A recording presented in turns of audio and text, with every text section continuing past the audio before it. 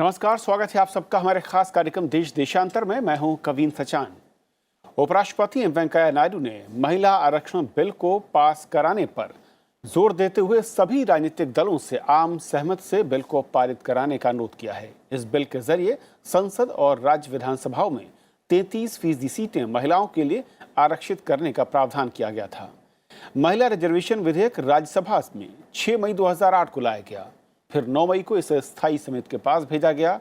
स्थायी समिति ने 17 दिसंबर 2009 को अपनी रिपोर्ट राज्यसभा में पेश की। राज्यसभा ने 9 मार्च 2010 को इसे पास किया और 2010 से लोकसभा में महिला आरक्षण विधेयक लंबित पड़ा था।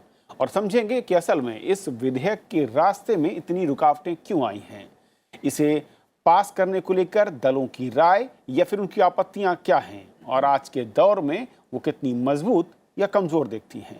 हमारे साथ 3 बेहद खास मेहमान हैं। चक्षु राय हमारे साथ हैं, प्रमुख हैं आउटरीच कार्यक्रम PRS, स्वागत है आपका। अदिति फडणवीस हमारे साथ हैं, राजनीतिक संपादक बिजनेस स्टैंडर्ड से। अदिति, बहुत बहुत स्वागत है आपका। रेखा अग्रवाल, वकील हैं आप सुप्रीम कोर्ट में। रेखा जी, आपका भी स्वागत है।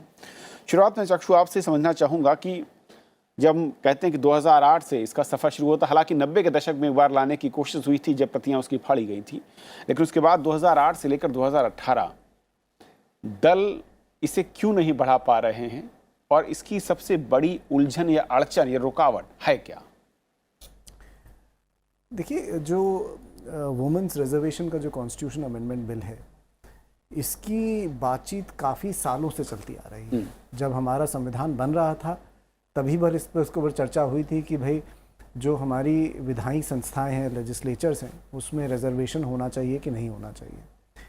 उसके बाद अगर बीच में 2-3 बार कुछ समितियां बनी, जिन समितियों की ये राय आई कि भाई वुमेन्स एम्पावरमेंट का अगर लक्ष्य प्राप्त करना है, संविधान कहता तो है कि भाई जो हमारे पुरुष और जो महिलाएं हैं वो बराबर हैं, बट ये सच्चाई में ऐसी बात नहीं हो पाती है।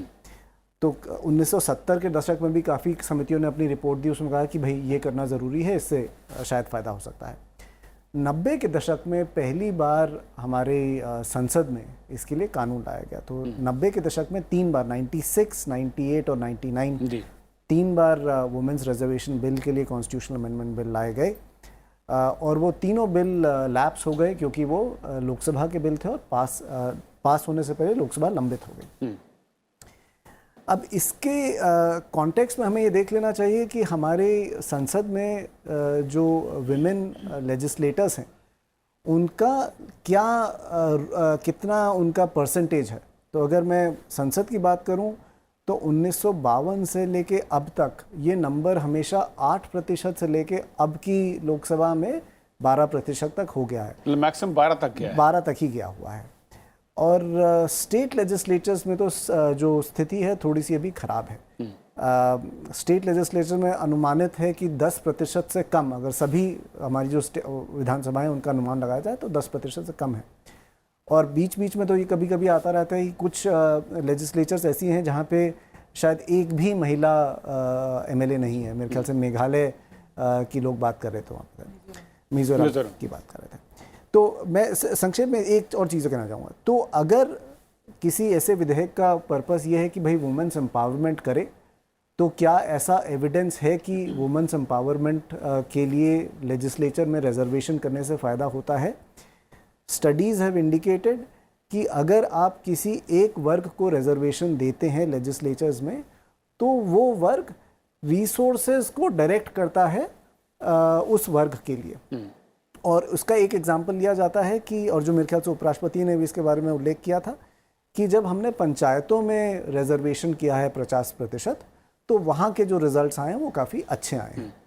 बट क्योंकि अदिति भी हैं, रेखा जी की भी है, तो जो डिस्कस करने के लिए हम लोगों को 2-3 चीज़ें सोचनी चाहिए कि क्या रिजर्वेशन एक अकेला तरीका हो सकता है या इसके और भी तरीके हैं, और फिर जब ये रिजर्वेशन होगा तो ये चलेगा कैसे। तो ये कुछ चीज़ें डिस्कस करने के लिए हैं। मैं इसको चर्चा को आगे बढ़ाऊं उससे पहले एक और तकनीकी में समझना चाहूँगा इसका जो पहलू है।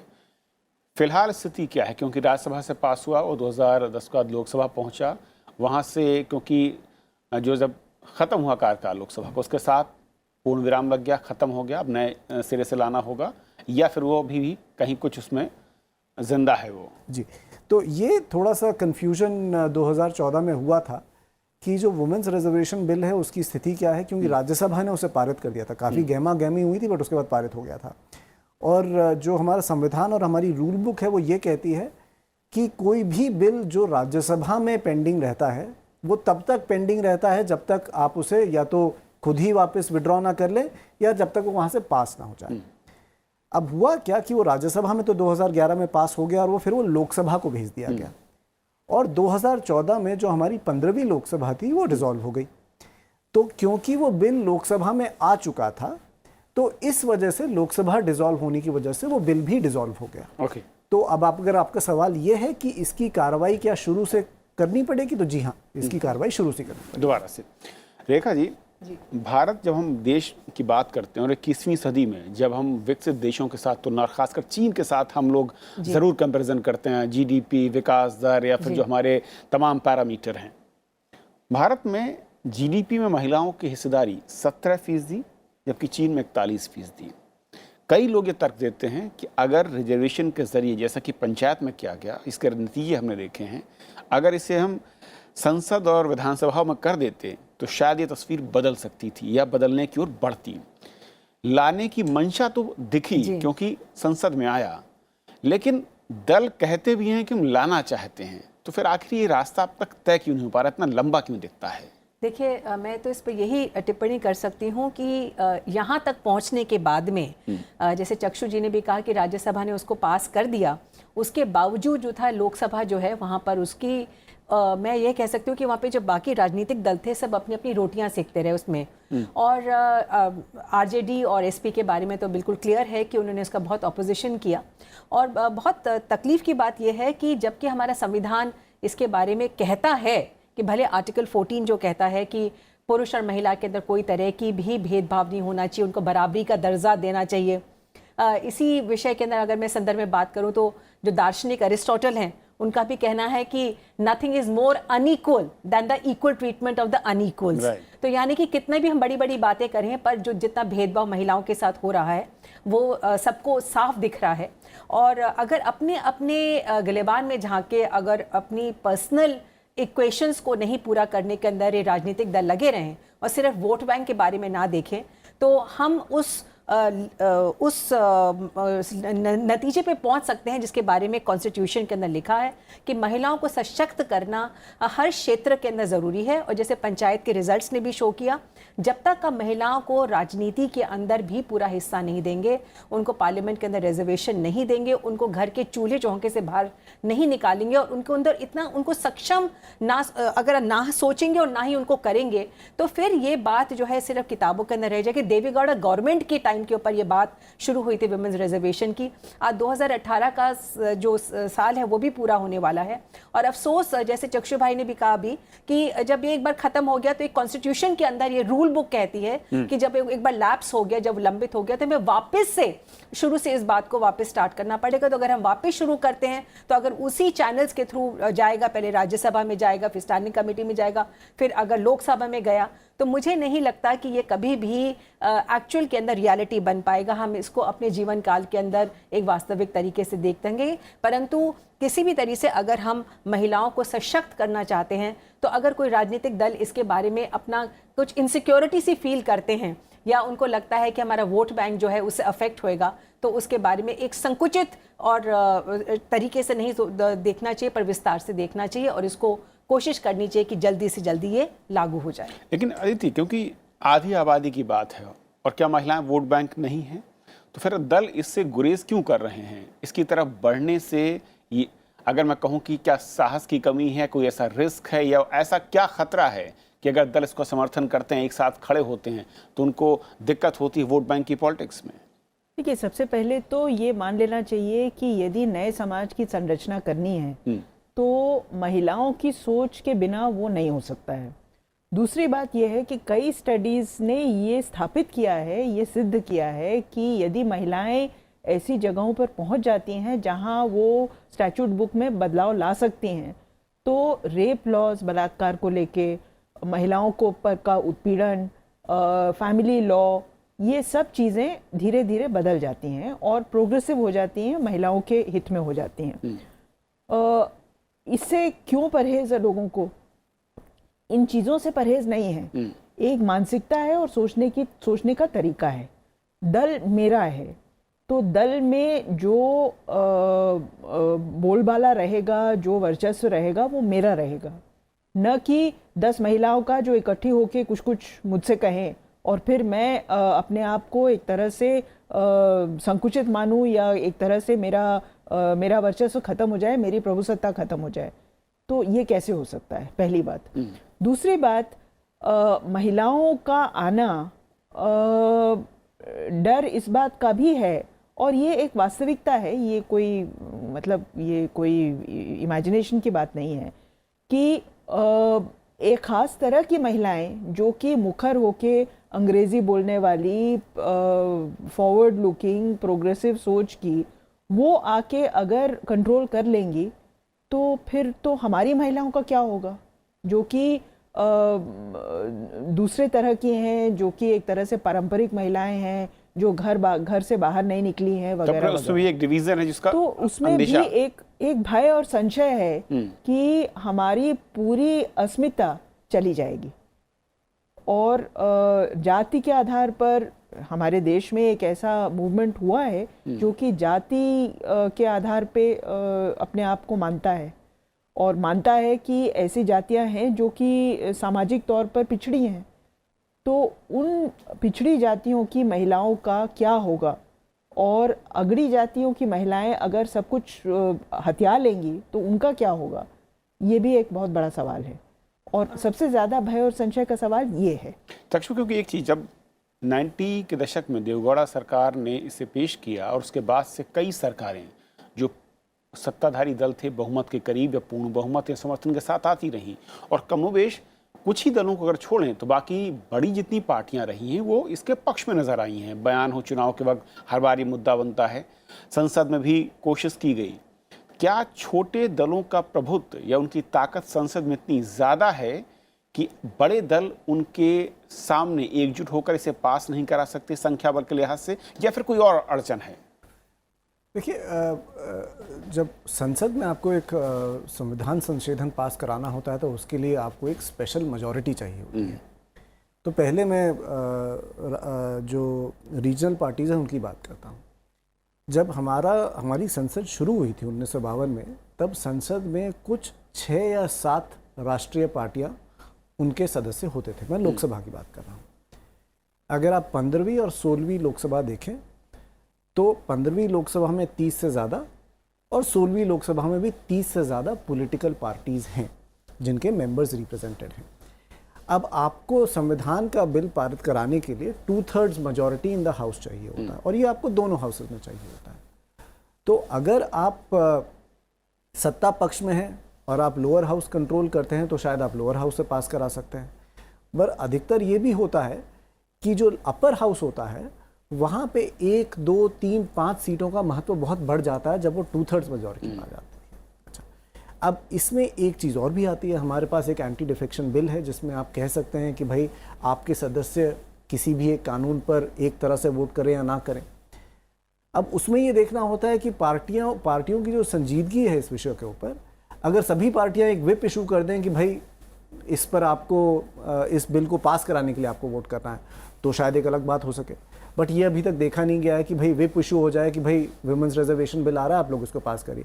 और व्हिप पॉलिटिकल पार्टीज़ का एक इंटरनल मामला है, उसकी इंफॉर्मेशन पब्लिक में नहीं होती है। पिछली 2 बार ये देखा गया था, जब राज्यसभा में ये बिल आया था और पास कराने की इसकी बात हो रही थी तो बिल के कागज़ों को छीना झपटा गया था।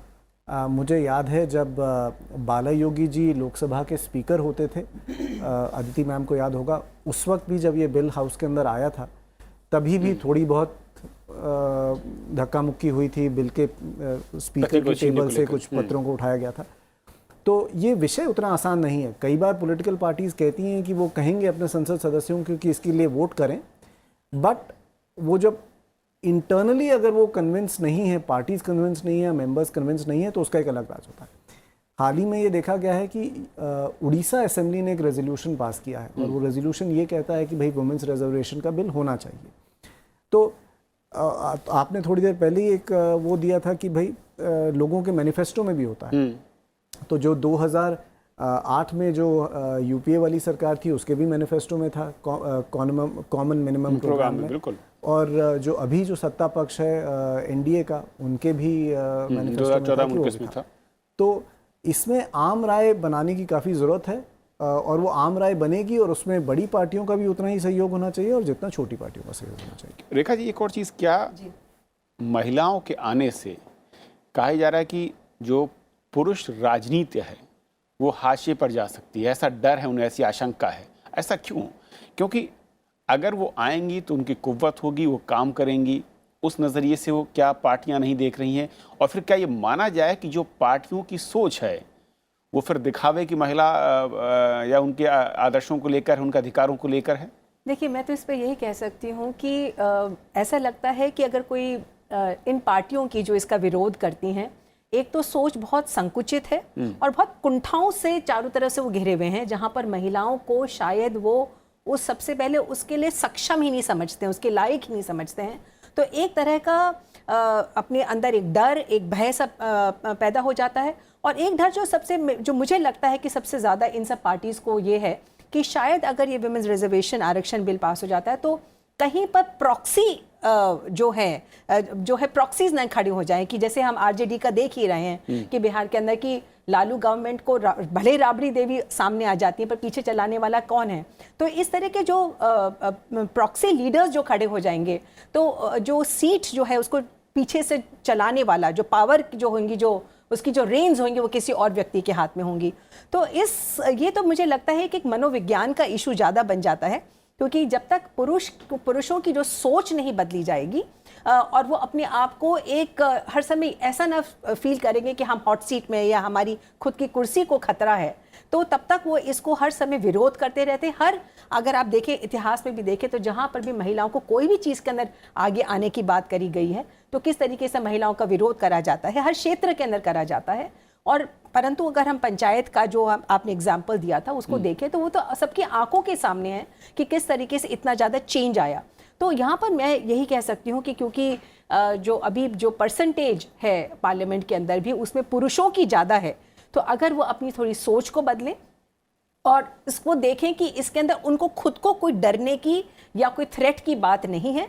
अगर वो महिलाओं को इस बिल को पारित होने के बाद में अगर उनसे आगे बढ़ने का एक मौका देते हैं तो शायद इन द लॉन्ग रन उन सबको, हर भारत के नागरिक को इसका कोई फ़ायदा ही होगा। ये कोई किसी भी के अनुकूल नहीं जा सकता है, विपरीत नहीं जा सकता है, और इसके बारे में पॉजिटिव तरीके से सोचना चाहिए।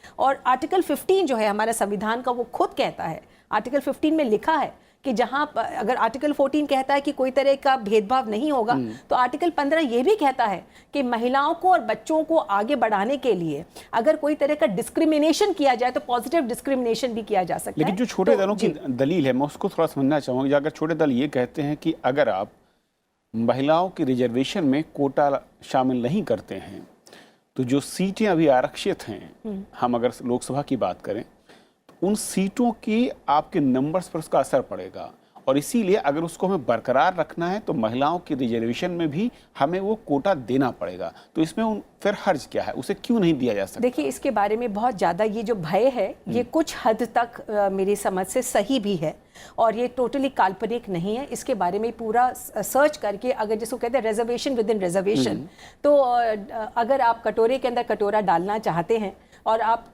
तभी आपको लगता है कि ये वाकई के अंदर जो है इसका पर्पस जो होगा रिजर्वेशन बिल का, ये तब जाके सर्व होएगा। ऐसा नहीं होगा कि विपरीत चला जाएगा अगर आप इनर रिजर्वेशन नहीं करेंगे, इनर सर्कल के अंदर नहीं करेंगे। तो इसके बारे में भी सोचना चाहिए। पर मेरे को लगता है कि कुछ हद तक ये बात सही भी है, पर कुछ हद तक इसका हम अगेन बहुत ज़्यादा, जिसको कहते हैं कि शुरू करने के पहले ही उसके अंदर हम इस तरह की अड़चने लगा रहे हैं। तो ये एक जो भय जो है उस दृष्टि से अगर देखें तो सही नहीं है। कम से कम उसको शुरू होने दीजिए, उसके बाद में सोच विचार करके अगर उसकी कोई आपको अमेंडमेंट्स की ज़रूरत हो तो उसके बाद में तो अमेंडमेंट्स हो सकती हैं, पर कम से कम पहले शुरुआत के अंदर जो पहला कदम है उसको तो पूरा करिए, पहली सीढ़ी को तो चढ़िए, कम से कम इस बात पे एग्री तो करिए कि इतनी रिजर्वेशन होनी चाहिए। उसके बाद में उसको फाइनल पॉइंट्स जो है उसके स्टडी करके उसके अंदर का जरूरत पड़ेगी तो वो भी लाया जा सकता है, उसके अंदर कोई अमेंडमेंट हो सकती है समय के साथ साथ, पर अभी उसको इसी वजह से रोकना नहीं चाहिए। अदिति, क्या वाकई जो दलील है जिन दलों की कि कोटा विद इन कोटा की, उनके पीछे उनका तर्क यही है, जब मैंने आज कई सांसदों से इस मसले पर बात की, जो पार्टियां इसका अपोज कर रही हैं, उन्होंने बताया कि जो सीटें हमने रिजर्व की हुई संविधान के मुताबिक जनरल सीटों में, ओबीसी कैटेगरी, एससी कैटेगरी में, अगर आप 50% रिजर्वेशन उनको देते हैं महिलाओं को, तो वो संख्या ऑटोमेटिक कम हो जाएगी अगर आप नहीं करते, यानी कि हम संविधान के मूल भावना का उल्लंघन करते हैं। तो इसका रास्ता क्या है फिर? इसका रास्ता तो सर्वसम्मति से ही निकालना पड़ेगा। हम और आप चाहे कितना भी इस पे बहस कर लें, लेकिन जो लोग इस समय संसद में बैठे हैं या आगे आने वाले समय में संसद में होंगे, उन्हें ही रास्ता निकालना पड़ेगा। सच तो ये है कि संसद एक समाज का, भारत देश का प्रतिबिंब है, तो उस प्रतिबिंब को किसी तरह से विकृत करना या उसको बदलना मेरे ख्याल से ये गलत होगा। लेकिन ये बात भी सही है कि अगर आप रिजर्वेशन विद इन रिजर्वेशन लाएंगे तो उससे भी विकृति होगी, और किसी और से अधिकार छीन के आप किसी और को देंगे तो वो उल्टा भी पड़ सकता है। ये बहुत ही पेचीदा सवाल है, और मेरे ख्याल से संसद सदस्यों को अपनी कॉन्स्टिट्यूंसी में जाके इस पे विस्तृत चर्चा करनी चाहिए कि आप क्या चाहते हैं, लोगों से पूछना चाहिए, पूरे देश में इस पे चर्चा होनी चाहिए। लेकिन वहाँ पर तक जाने से पहले ही आप एक टारगेट पर शूट करके उसको गिरा दें, तो ये तो मेरे ख्याल से गलत है ना। संसद में चर्चा होनी चाहिए, महिलाओं में आपस में चर्चा होनी चाहिए, पार्टियों में चर्चा होनी चाहिए, पंचायतों में चर्चा होनी चाहिए। आखिर बिहार में यदि 50% रिजर्वेशन महिलाओं के लिए हुआ है तो वो कुछ सोच के हुआ है, और उसका असर भी दिख रहा है हमको। तो इतना बुरा नहीं है जितना लोग सोच रहे हैं, और इसका हल निकल सकता है, लेकिन बशर्ते आप इसका हल चाहें। लगता है लोग डरे हुए ज़्यादा हैं इसके बारे में, एक भूत की तरह उसको देखते हैं कि भूत आया, परंतु ये इतना डरने की बात नहीं। जैसे मैडम ने भी कहा, अगर उसके बारे में चर्चा करें तो उसका एक प्रैक्टिकल सोल्यूशन कहीं पर निकल सकता है। तक्षु, वाकई जो, क्योंकि जिस दलील के चलते ये बिल रुका हुआ है या हम इसकी तरफ नहीं बढ़ पा रहे, वो कोटा विद इन कोटा को लेकर जो विरोध होता रहा है, वो वाकई संवैधानिक तौर पर, जैसे बिहार या फिर हमने पंचायत पर लागू किया, क्या वो इफेक्ट हुआ उन सीटों पर जो कि रिजर्व सीटें थी, या उससे कोई अलग फार्मूला यहाँ पर हम उसको कर सकते हैं, इसकी तरफ दल बढ़ सकते हैं आम समाज की ओर? देखिए, जब भी इस विषय, वुमेन्स रिजर्वेशन के विषय के ऊपर बातचीत होती है, तो एक कोटा विद इन कोटा आता है, और दूसरा विषय आता है कि अगर आप इसे करना चाहते हैं तो क्या सिर्फ एक रिजर्वेशन ही एक तरीका है कि इसके अलावा भी तरीके हो सकते हैं। तो मैं आपको कुछ एक आध उदाहरण देता हूँ। यूरोप में कुछ एक आध कंट्रीज़ हैं, वहाँ पे there is a quota for within political parties. तो या तो आप कोटा इन द हाउस कर सकते हैं, या फिर आप quota within political parties कर सकते हैं। So that is one way of doing it. The other way of doing it which has been experimented in some areas is कि आप क्या करें कि आप डुअल मेंबर कॉन्स्टिट्यूंसीज कर लें। अगर आप 1960 तक का दशक देखें हमारे संविधान का, तब हमारे यहाँ पे क्या होता था कि एक कॉन्स्टिट्यूंसी, कुछ एक ऐसी कॉन्स्टिट्यूंसी थी जहाँ पे 2 मेंबर आते थे। अच्छा, तो डुअल मेंबर कॉन्स्टिट्यूंसीज में फिर ये हो जाएगा कि भाई एक पुरुष कैंडिडेट होंगे और एक महिला कैंडिडेट होंगे। या फिर आप ये कर सकते हैं कि भाई रोटेटिंग कॉन्स्टिट्यूंसीज कर सकते हैं। अब इन सभी चीज़ों के अलग अलग प्रोज हैं और कॉन्स हैं। अगर आप पॉलिटिकल पार्टीज में रिजर्वेशन करते हैं, तब वो पॉलिटिकल पार्टीज के अंदर इनर पार्टी डेमोक्रेसी में हो जाएगा। तो कुछ लोगों का ये कहना है कि पॉलिटिकल पार्टीज जो सिर्फ हारने वाली सीटें हैं वही महिलाओं को देंगी। ठीक है। अगर आप डुअल मेंबर कॉन्स्टिट्यूंसीज करते हैं तो उसमें फिर ये हो जाएगा कि जो आपकी संसद का जो नंबर है, जो संसदीय जितने आपके संसद सदस्य हैं, वो काफ़ी बढ़ जाएंगे। तो डेलिब्रेशन हाउस के अंदर कैसे होगा, ये है। तीसरा, अगर आप रोटेटिंग कॉन्स्टिट्यूंसी करते हैं तो वो जो जनता का प्रतिनिधित्व करने की बात होती है और कॉन्स्टिट्यूंसी को नर्चर करने की बात होती है, तो कल अगर अदिति मैम किसी कॉन्स्टिट्यूंसी से हैं, उसके बाद आप किसी कॉन्स्टिट्यूंसी से, तो आपका क्या इंसेंटिव रहेगा उस कॉन्स्टिट्यूंसी में काम करना, क्योंकि आपको मालूम है कि वो कॉन्स्टिट्यूंसी 5 साल बाद आपके हाथ से चली जाएगी। तो जो हम लोग इस पैनल में कह रहे हैं, अदिति मैम कह रही हैं, रेखा जी कह रही हैं कि इसके ऊपर चर्चा थोड़ी विस्तृत तरीके से होनी चाहिए। और ये चर्चा सिर्फ पॉलिटिकल पार्टीज के अगर के बियॉन्ड जाएगी तो ज़्यादा अच्छा रहेगा। ओके, चलिए उम्मीद करते हैं कि जैसे चर्चा हमने की है कुछ इसी तरह की चर्चा राजनीतिक दल करेंगे और समझेंगे कि आधी आबादी का जो रिजर्वेशन का सफ़र है, जो रास्ता है, वो अधूरा क्यों है और उसे अगर मंजिल तक पहुंचाना है तो उसके लिए उन्हें मिलकर कोई रास्ता निकालना होगा। फिलहाल बहुत बहुत शुक्रिया आप तीनों मेहमानों का हमारे साथ इस चर्चा में जुड़ने के लिए। और हमारे कार्यक्रम आप YouTube पर देख सकते हैं, साथ ही साथ आप में फीडबैक देख सकते हैं DD.RajSabha TV पर। और फिलहाल आज मेरे साथ इतना ही। नमस्कार।